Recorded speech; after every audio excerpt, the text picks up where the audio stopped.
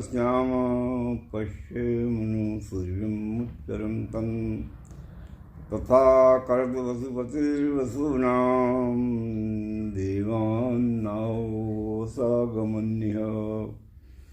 ॐ एते पवित्रोर्मयो अभिक्षरन्ति धारया ते सोममृजय। ॐ शांति शांति शांति।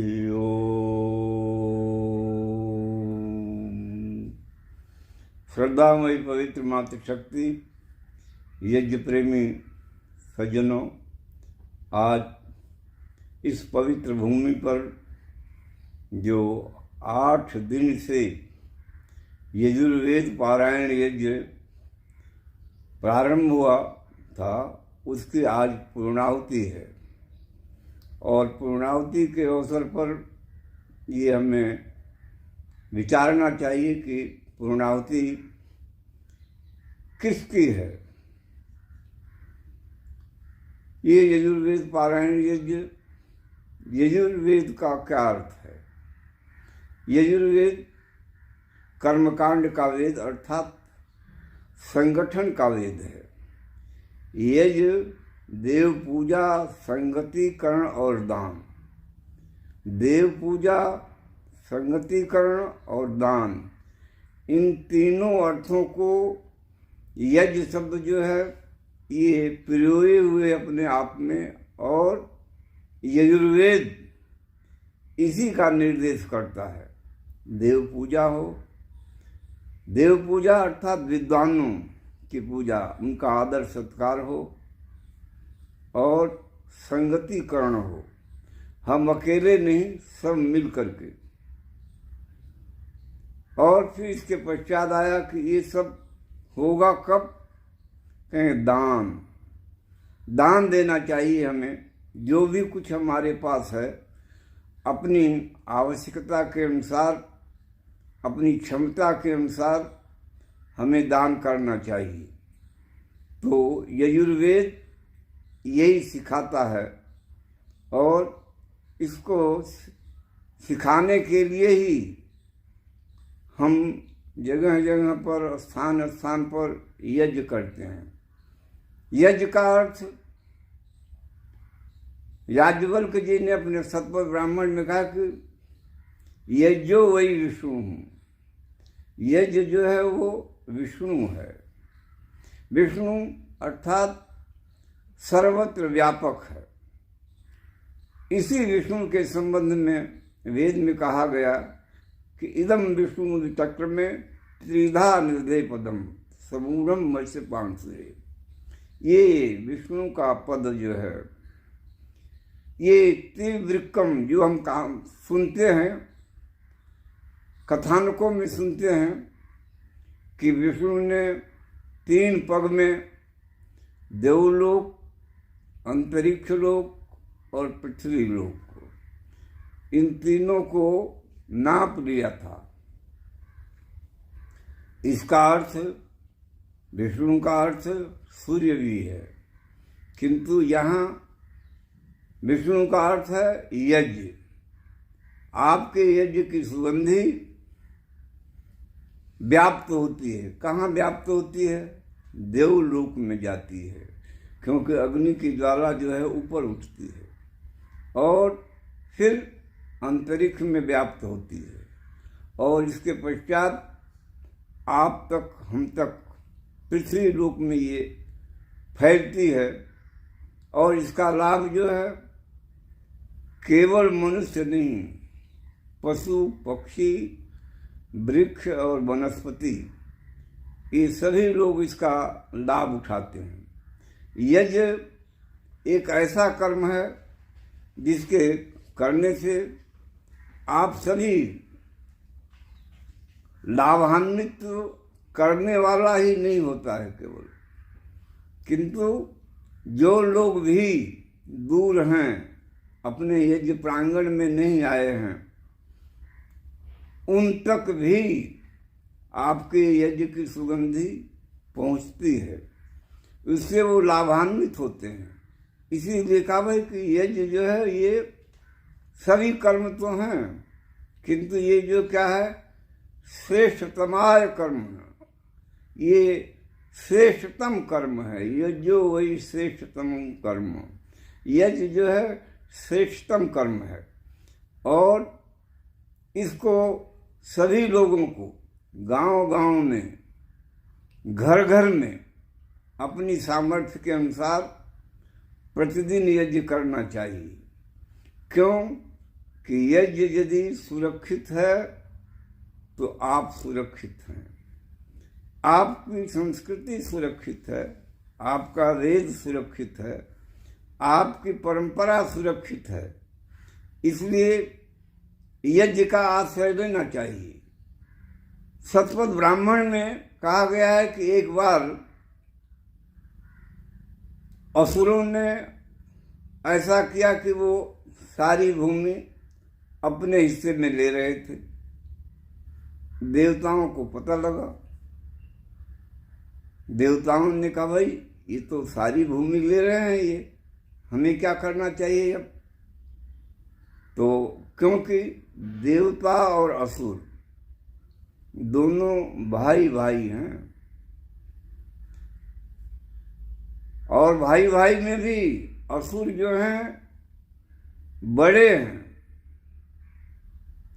कन्यांसो वही देवा, देवता तो छोटे भाई हैं। तो उन्होंने कहा भाई अब इनसे झगड़ना, बड़े भाई से झगड़ना कैसे जाए।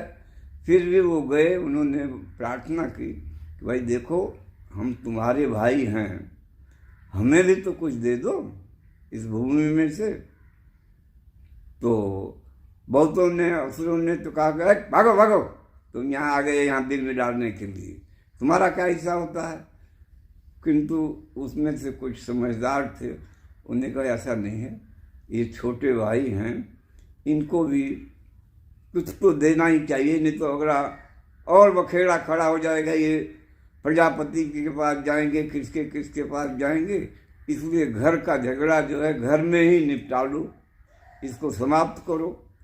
तो उन्होंने कहा कि अच्छा बताओ कितना तुम चाहते हो, तुम ही बताओ।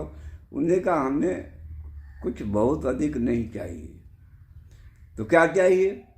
उन्होंने कहा कि ये जो आगे खड़ा है ना लड़का बामन, वो कितना बड़ा था, बावन अंगुल का था वो। तो उन्होंने कहा कि जितने में ये अपना पैर फैला लेगा, नाप लेगा, बस उतनी भूमि हमें चाहिए और सब तुम्हारी रहेगी। असुर बड़े प्रसन्न हुए, अच्छा ये तो बड़ा सस्ता सौदा हुआ, और उन्होंने कहा कि दे लो।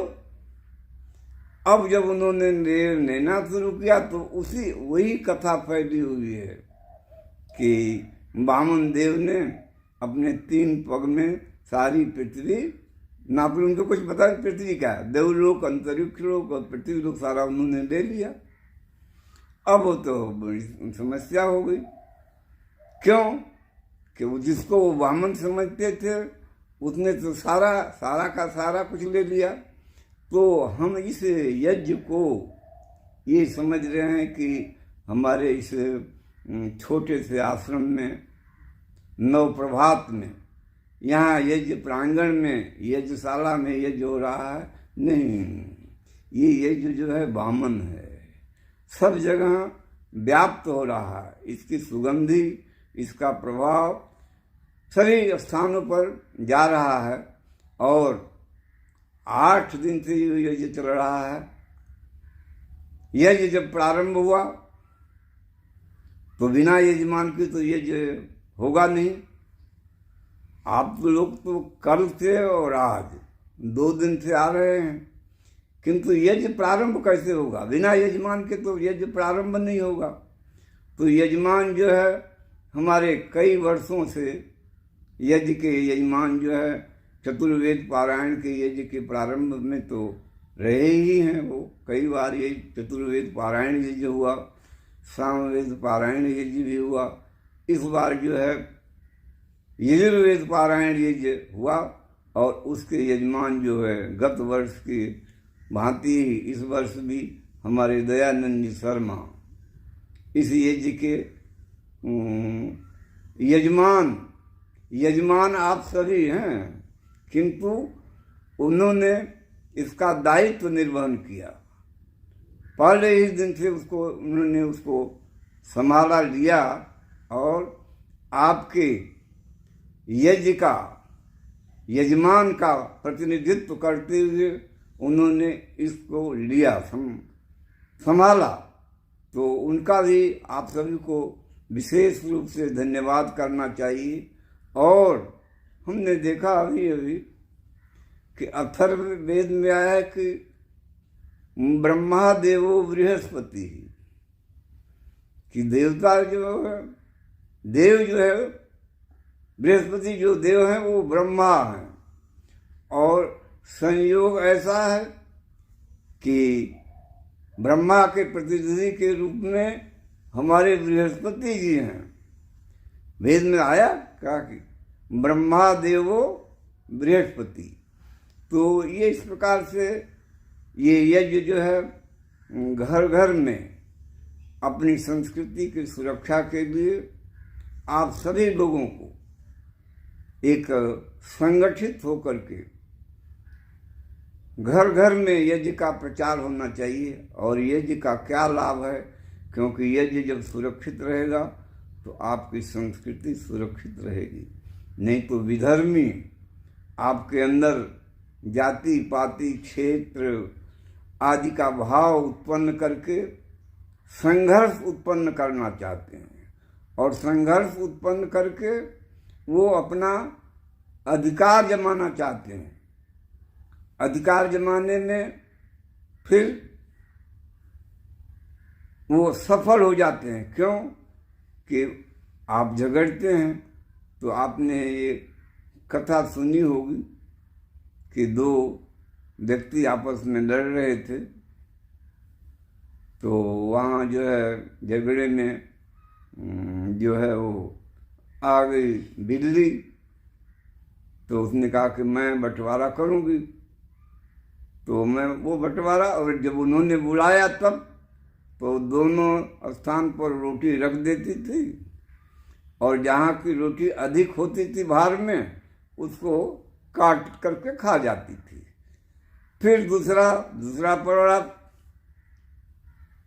कम हुआ तो उसको खा जाती थी। फिर तोड़ना शुरू किया, फिर इसका बड़ा हुआ, उसको काट करके सारी रोटी बिल्ली ने खा लिया। झगड़े करने वालों को कुछ भी नहीं मिला। इसलिए यज्ञ के लिए, अपनी संस्कृति के लिए सभी लोग इकट्ठे हों।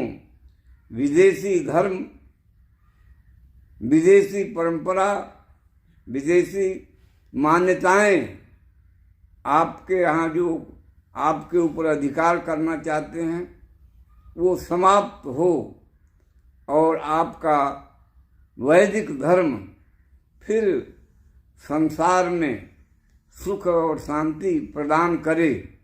और उसका केंद्र हमारा विशेष करके ये नवप्रभात आश्रम बने। अब तो यहाँ भगवान देव जी के परिश्रम से, बृहस्पति जी के पुरुषार्थ थे और आप सभी लोगों के पुरुषार्थ थे। केवल 2 लोगों से तो कुछ होगा नहीं, आप सभी लोगों के पुरुषार्थ से ये जो है चल रहा है कार्य। और ये कार्य चले तो उड़ीसा का नहीं, केवल भारत का नहीं, सारे विश्व का केंद्र बने। पूरा संसार ये देखे कि नुआपाली में जो नवप्रभात आश्रम है वो कैसा दिव्य है, वहाँ से कैसा प्रकाश आ रहा है।